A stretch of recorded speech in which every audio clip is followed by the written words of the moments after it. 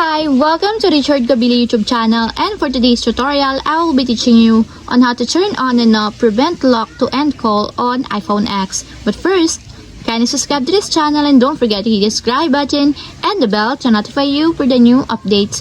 And let's start. Using your iPhone X from your home screen, first go to Settings. Then in the settings, scroll down and find the accessibility and then tap. Then in the accessibility, scroll down again and go to physical and motor section and then tap the touch.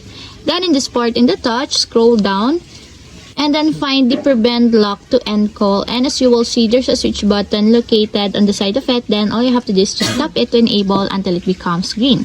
When the prevent lock to end call is enabled, it prevents the side button from ending the current call.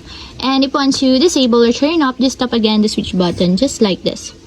And that's what we have successfully turned on and off prevent lock to end call on iPhone X.